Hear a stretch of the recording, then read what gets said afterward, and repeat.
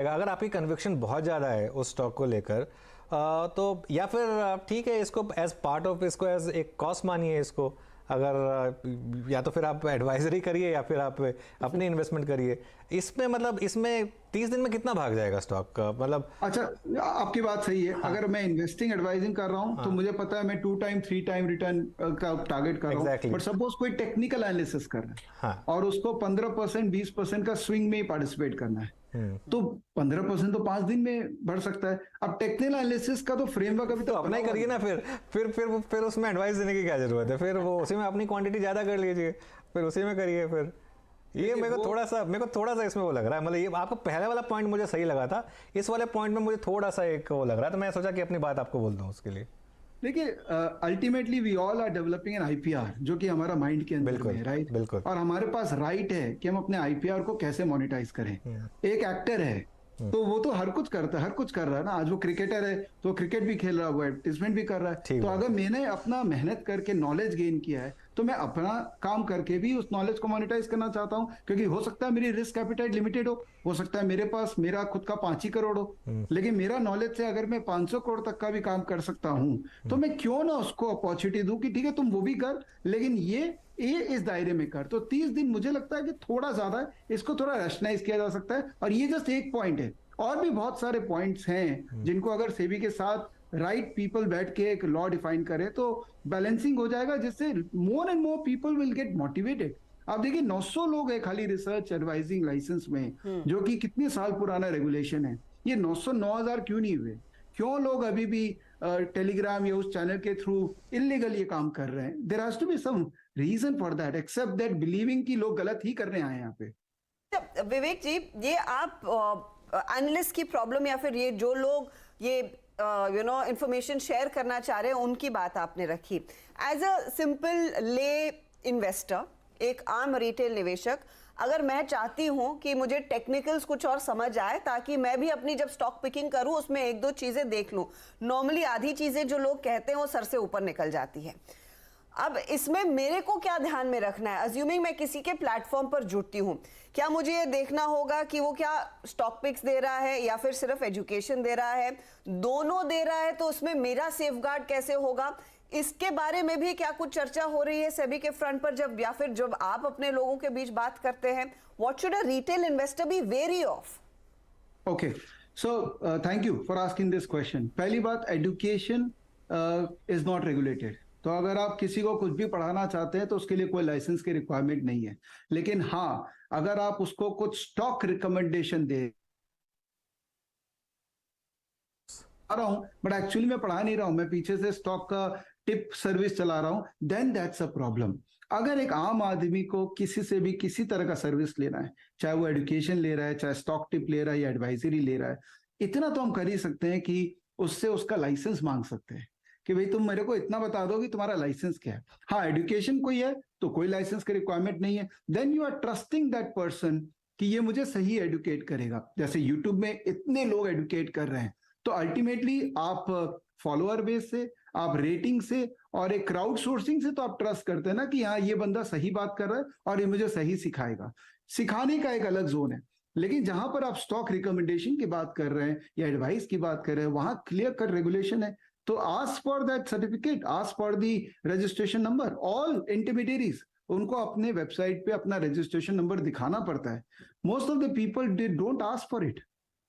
लेकिन विवेक जी, ये grey area नहीं है आपके हिसाब से? क्योंकि हो क्या रहा है, मैं आपको बताता हूँ क्या हो रहा है एक दो जगह पर, कि बात होती है वो एजुकेशन के नाम पर या वेबिनार के नाम पर, लेकिन उसमें मोस्टली लाइव ट्रेडिंग के जरिए वही ट्रेड्स ली जाती हैं जो जिसमें ट्रेनर है। हाँ, जो ट्रेनर है वो ले रहा है। तो एक तरीके से वो कहीं ना कहीं एक ग्रे, और उसमें आप कोई लिमिट भी नहीं है। जैसे आप अगर सेबी से रजिस्टर्ड हो, सेबी ने कुछ फीस भी कैप की हुई है ना कि आप इतना ही फीस चार्ज कर सकते हैं। अभी ये जो कोर्सेज हैं, मैं देख रहा था कुछ कोर्सेज तो 50-50 हज़ार, 60-60 हज़ार, 1-1 लाख रुपए चार्ज कर रहे हैं। आप देखिए, चार्ज कुछ भी कर सकते हैं, आपका आईपीआर है, जैसा आपने बोला, अगर आपकी एक स्किल है और अगर लोग देने को तैयार हैं, वो एक अलग डिबेट है। लेकिन अगर जो करंट सेबी के नॉर्म्स हैं उसमें अगर ये एक कैप है तो वो कैप यहाँ पर लगता नहीं। तो एक थोड़ा सा ग्रे एरिया नहीं लगता आपको कहीं कि यहाँ पर एजुकेशन के नाम पे भी है कहीं ना कहीं? देखिए, education again I am saying कि उसको रेगुलेट नहीं किया अभी तक सेबी ने, ना वो रेगुलेट किया जा सकता है, because I can give education in any subject to anyone, right? Research analyst अगर आप स्टॉक का टिप दे रहे या स्पेसिफिक ट्रेड करने किसी को बोल रहे हैं तो वहां पर रेगुलेशन है, और वहां पे कोई ग्रे एरिया नहीं है, वहां क्लैरिटी है। नाउ द क्वेश्चन इज कि कौन उसको क्लैरिटी को इन स्पिरिट फॉलो कर रहा है और कौन रूल के हिसाब से फॉलो कर रहा है। तो एजुकेशन मुझे आज भी लगता है, जितना मेरा लॉ का अंडरस्टैंडिंग है सेबी का, it's not a grey area. और जो लिमिट आप कह रहे हैं वो इन्वेस्टमेंट एडवाइजरी लाइसेंस में है कि आप लोगों को पोर्टफोलियो बना के दे रहे हैं, उनको एक्चुअल में एडवाइस कर रहे हैं, इन्वेस्टमेंट प्लानिंग कर रहे हैं, वहां पर फीस का लिमिट है जो सेबी ने कहा है कि या तो आप percentage of asset under advisory charge कीजिए या फिक्स फी चार्ज कीजिए, which should not be more than, if I am not wrong, 1.5 lakh रुपए ईयर।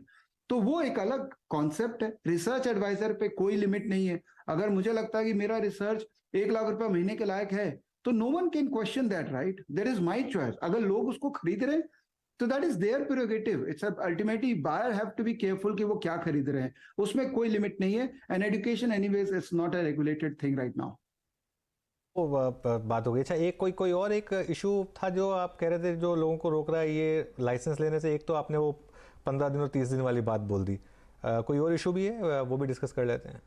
देखिए, एक छोटा सा इशू है जो मुझे काफी लोग पूछते हैं कि जैसे कुछ लॉ है कि अगर आप ये कर रहे हैं तो आप ये ही करेंगे, राइट? खासकर जब कोई इंडिविजुअल अप्लाई करता है तो उसके लिए वो लॉ बहुत स्ट्रिक्ट है कि सेबी कहता है कि अगर आपने रिसर्च का लाइसेंस लिया है तो आप रिसर्च का ही काम करेंगे और कोई बिजनेस नहीं कर सकते हैं। तो उसके कारण भी लोगों को लगता है कि अरे मैं और भी बहुत बिजनेस कर रहा हूँ। ऐसी बात नहीं है कि मैं फुल टाइम ये काम कर रहा हूँ, या मेरा काम मुझे हो सकता है दिन में सिर्फ 4 ही घंटा इसके लिए मुझे देना है, बाकी काम मैं कोई और भी कर रहा हूँ। तो वो एक ग्रे एरिया है कि सेबी क्लियर कट मना करता है कि कोई और आप काम नहीं कर सकते। लेकिन सेबी ने सोल्यूशन भी दिया है कि आप कॉर्पोरेट एंटिटी बनाइए जहां पर मल्टीपल डिपार्टमेंट्स होने चाहिए और हर डिपार्टमेंट क्लियरली सेग्रीगेटेड होने चाहिए कि ये डिपार्टमेंट ये काम कर रहा है, ये इसका प्रिंसिपल ऑफिसर है, एंड कुछ और अगर आप काम कर रहे हैं तो उसको डिपार्टमेंट को सेग्रीगेट कीजिए। तो जिसको एक्चुअल में इसको सीरियस बिजनेस के रूप में करना है उसको इसको कॉर्पोरेटाइज करना पड़ेगा।